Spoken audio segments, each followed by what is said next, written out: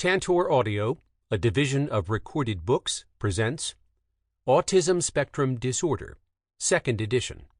What Every Parent Needs to Know, by Alan I. Rosenblatt, M.D., FAAP, and Paul S. Carbone, M.D., FAAP.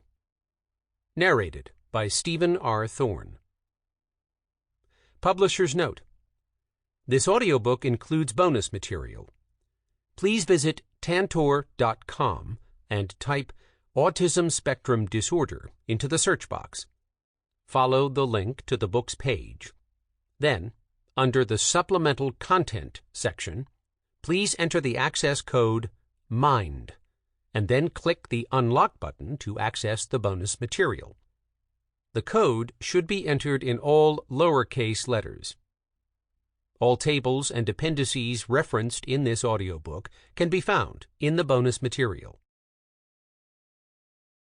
Please note, the information contained in this book is intended to complement, not substitute for, the advice of your child's pediatrician. Before starting any medical treatment or program, you should consult with your child's pediatrician, who can discuss your child's individual needs and counsel you about symptoms and treatment. If you have questions about how the information in this book applies to your child, speak with your child's pediatrician.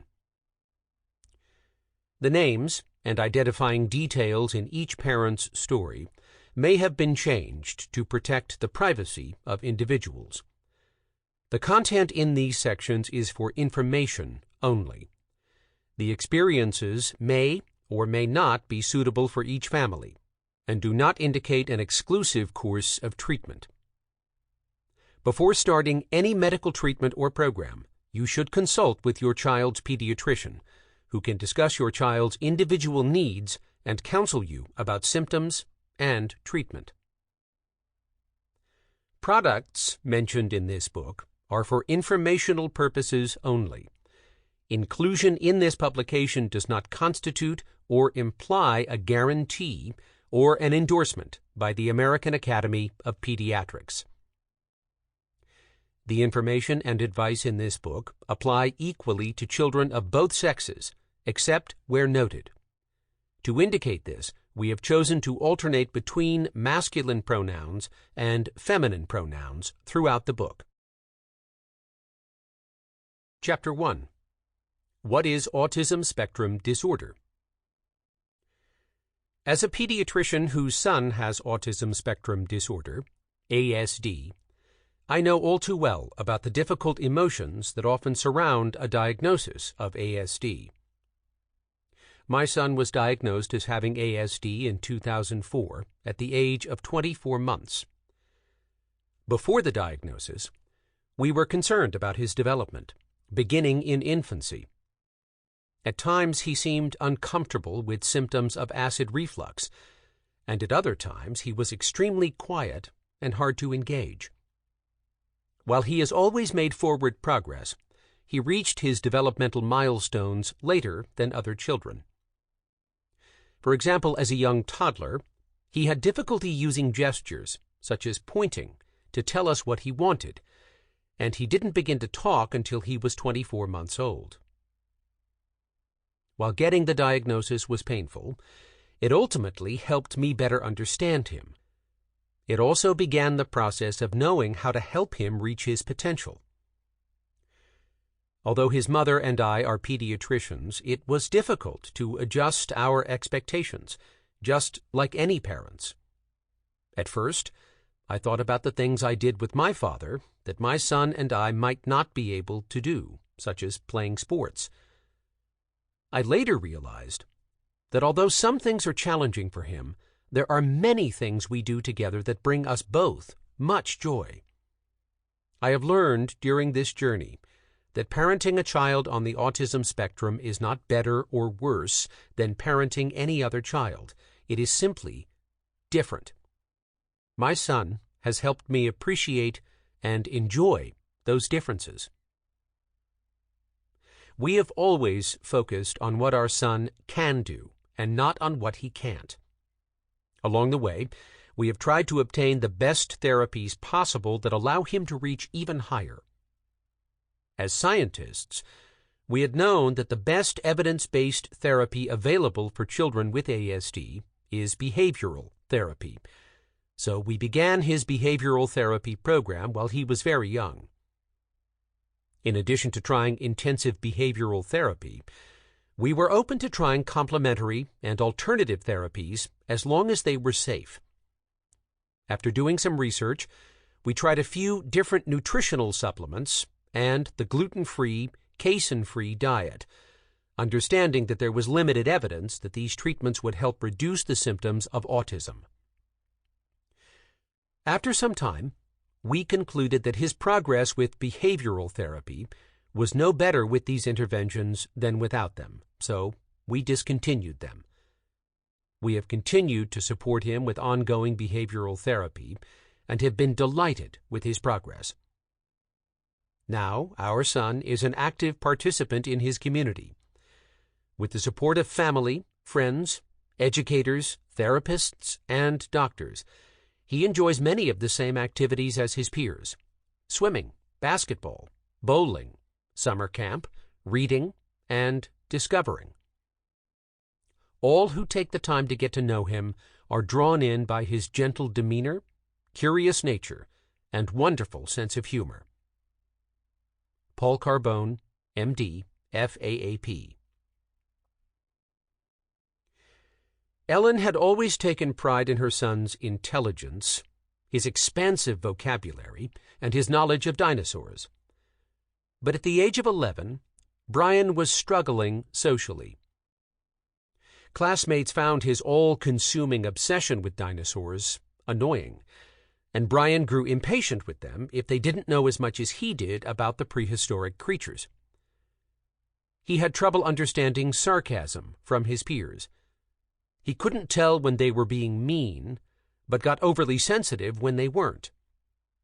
He sometimes made rude, sarcastic comments during class while the teacher was talking.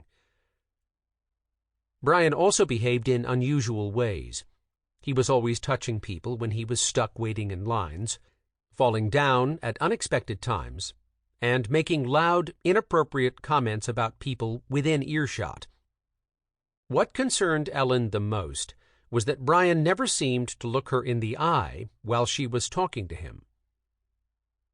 Over time, Ellen grew suspicious that something else was going on with her son, especially when she went back to college to get a degree in psychology and started doing more reading.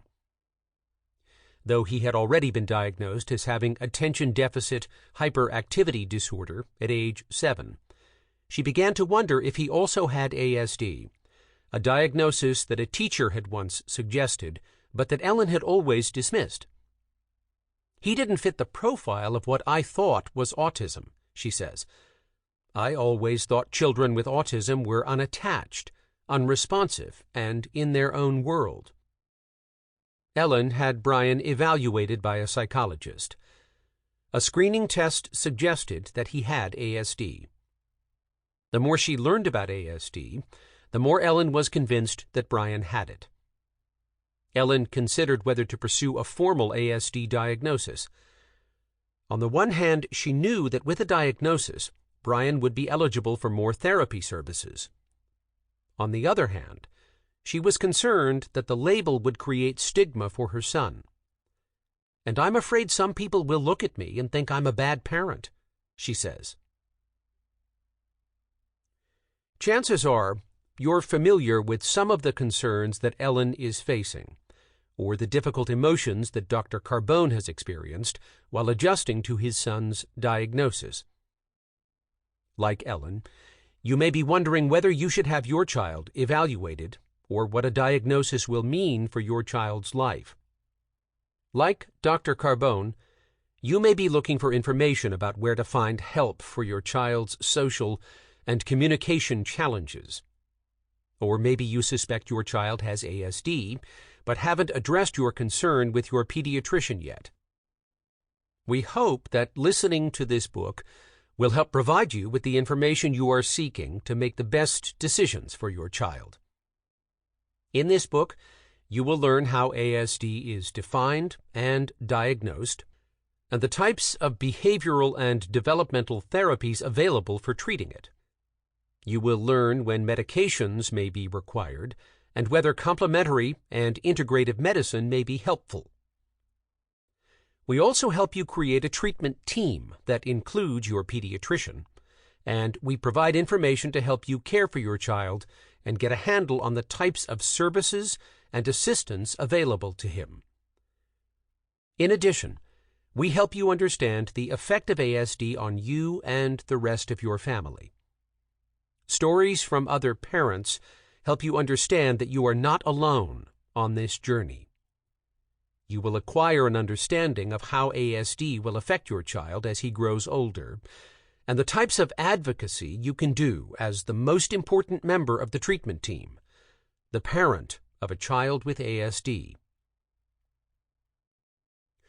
Autism Spectrum Disorder is a biologically based neurodevelopmental disorder that affects a child's behavior and social and communication skills.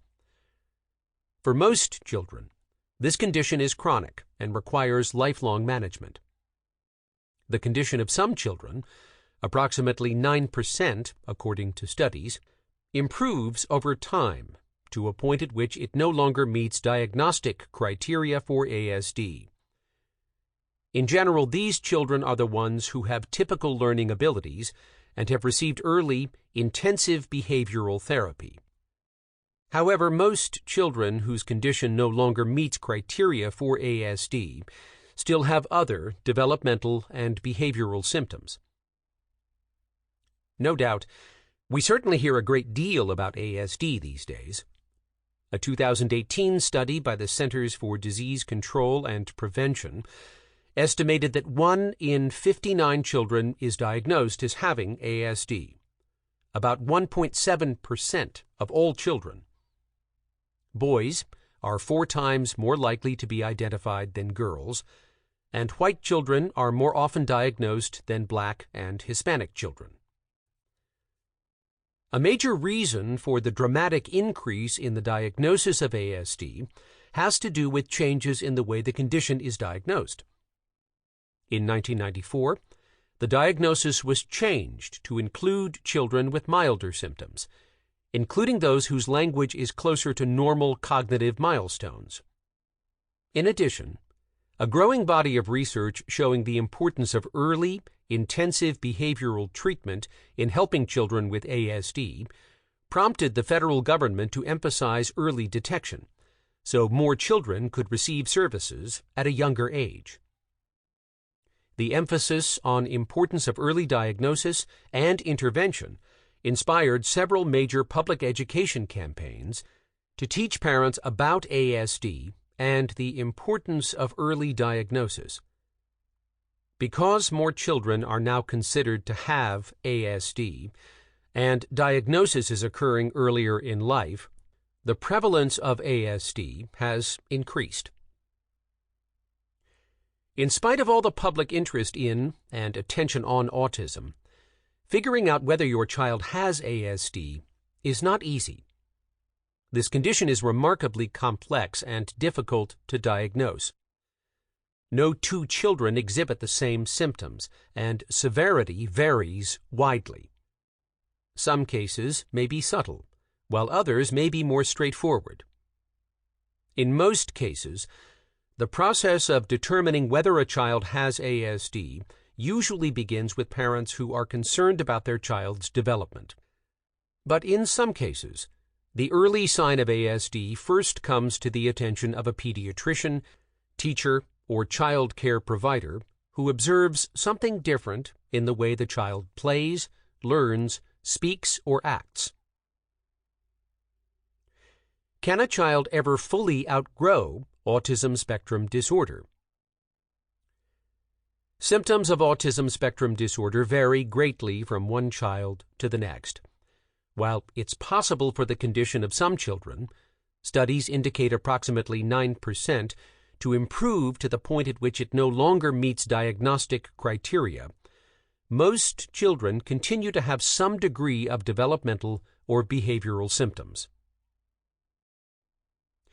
We'll discuss more about diagnosis in Chapter 3. First, we'll go back in time to see how autism emerged as a major health concern. A brief history of autism. Autism was first described in 1943 by Leo Kanner, MD, a child psychiatrist at Johns Hopkins University School of Medicine.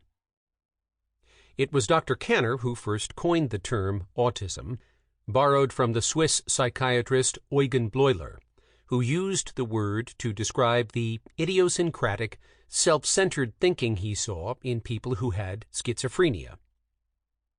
Dr. Kanner used autism to describe 11 children in his practice who seemed to prefer isolation to social engagement.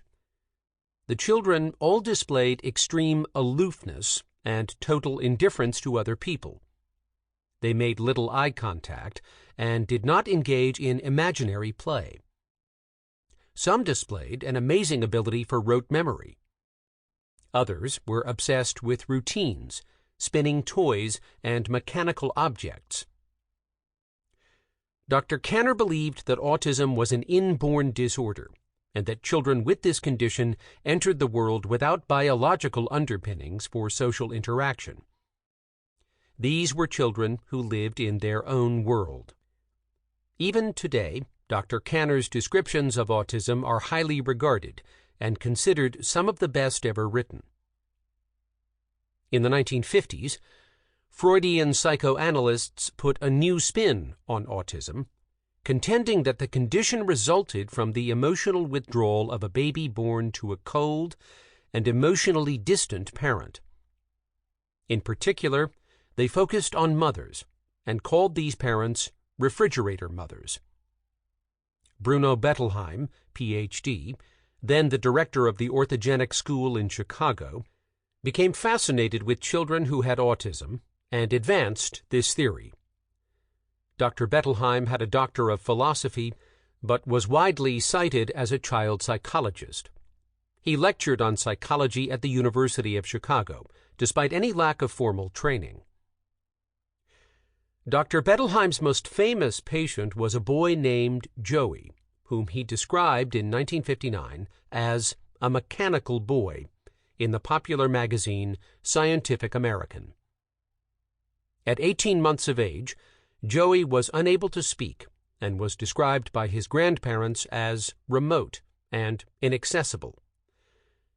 Joey became fascinated with mechanical objects and learned to take apart and reassemble an electric fan.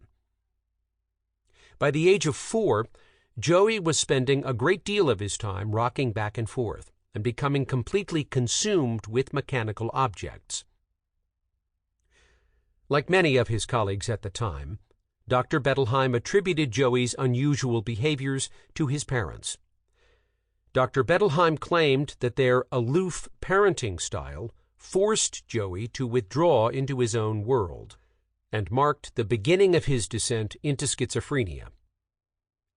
In fact, autism was classified as a form of childhood schizophrenia in the first 2 editions of the Diagnostic and Statistical Manual of Mental Disorders, DSM, a manual published by the American Psychiatric Association to provide diagnostic criteria for behavioral conditions.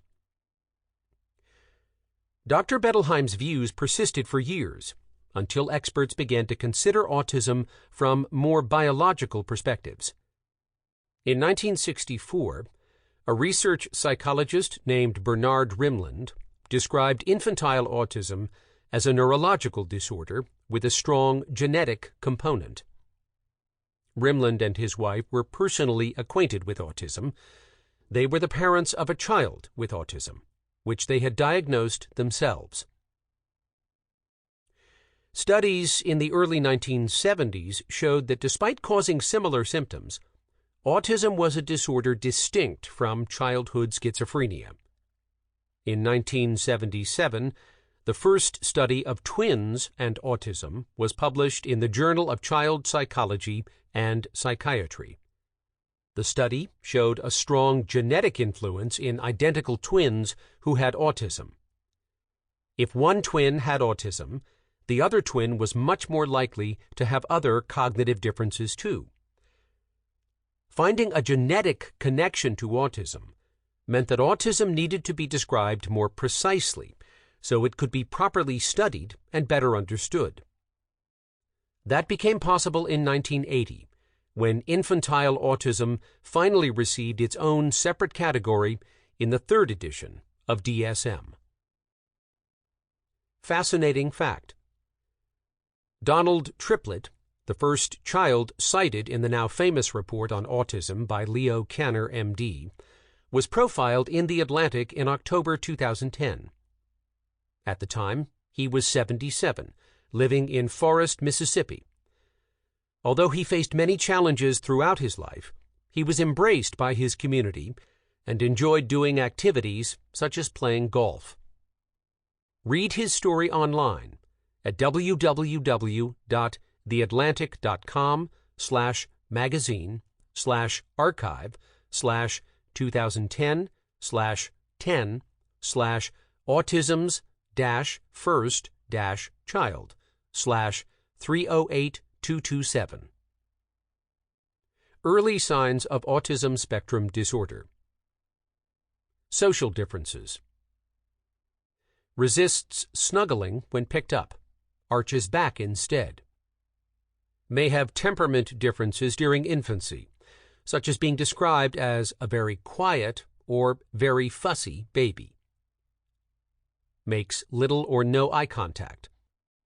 Shows no or less expression in response to parents' smile or other facial expressions. May avoid following a parent's gaze or finger to see what parent is looking at or pointing to. No or less pointing to objects or events to get parents to look at them. Less likely to bring objects to show to parents just to share his interest.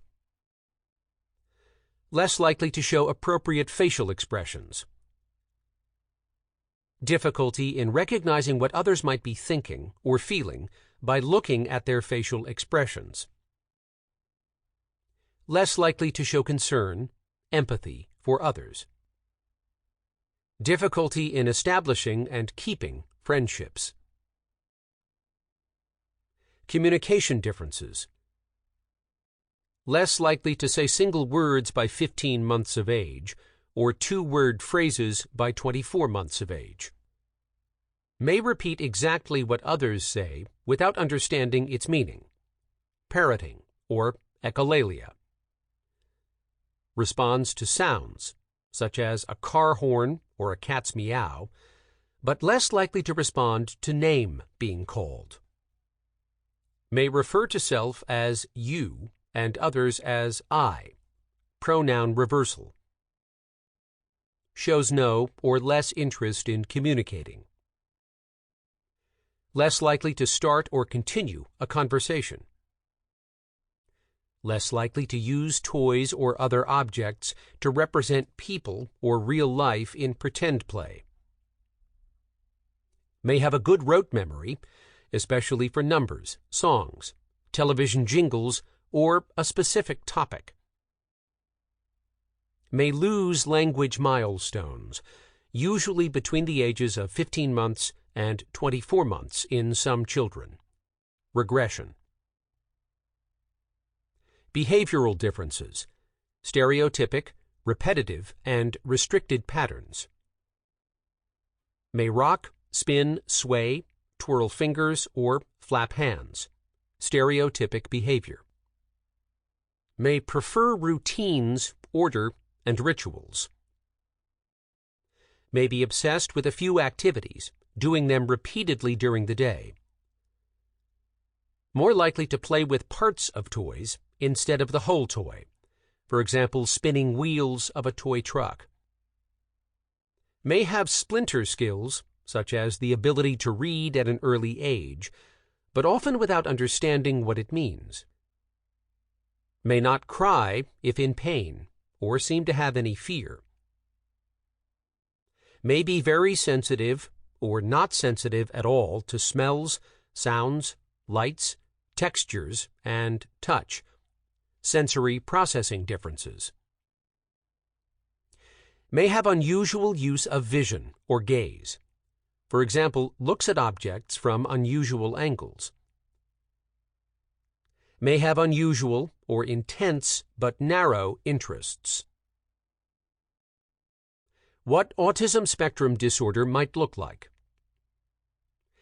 It isn't always easy for parents to know whether a child has autism spectrum disorder, ASD. Some of the symptoms of ASD may be seen in children with other types of developmental or behavioral problems, or to a lesser extent, in children with typical development. Also, not all the symptoms are seen in all children. Some children may display only a few of the symptoms. This is what makes the process of diagnosing ASD difficult. But here are some examples that may help distinguish a child with ASD from other children. At 12 months of age, a child with typical development will turn his head when he hears his name. A child with ASD might not turn to look, even after his name is repeated several times, but will respond to other sounds. At 18 months of age, a child with delayed speech skills will point, gesture, or use facial expressions to make up for her lack of talking. A child with ASD might make no attempt to compensate for delayed speech, or might limit speech to parroting what is heard on television or what she just heard. At 24 months of age, a child with typical development brings a picture to show his mother and shares his joy from it with her. A child with ASD might bring her a bottle of bubbles to open, but doesn't look at his mom's face when he does, or share in the pleasure of playing together. Defining autism spectrum disorder today. Even since the most recent edition of this book, the definition of ASD continues to evolve. The newest version of the Diagnostic Manual of Behavioral Disorders, the DSM-5, was published in 2013. We have therefore eliminated a more extensive discussion of the definition used in DSM-4 in order to focus on current standards. In short, the disorder essentially remains unchanged, but how it is classified and described is different. My son is 20 months old and was developing typically until recently. Someone suggested he might be regressing developmentally, which may be a sign of autism spectrum disorder. What does that mean? Regression occurs in about 33% of children with autism spectrum disorder, ASD. These children may appear to develop typically, then experience a gradual or sudden loss of social or communication skills without a change in their motor skills. Studies suggest that this is most likely to occur between 18 months and 24 months. They may stop talking if they've already started using words, and may stop turning their heads when their names are called. They may withdraw into their own world and may appear more distant and less interested in their surroundings. They may become more irritable. For parents, the abrupt change is alarming. A close look at children's behavior before diagnosis shows that some of the delays in developmental milestones might have been present before regression, at least to a mild degree. When researchers looked back at past home videos of these children at their first birthday parties, they saw subtle signs in some children before regression became obvious and ASD was detected. The most common sign they noticed was that these children did not consistently turn their heads when their names were called.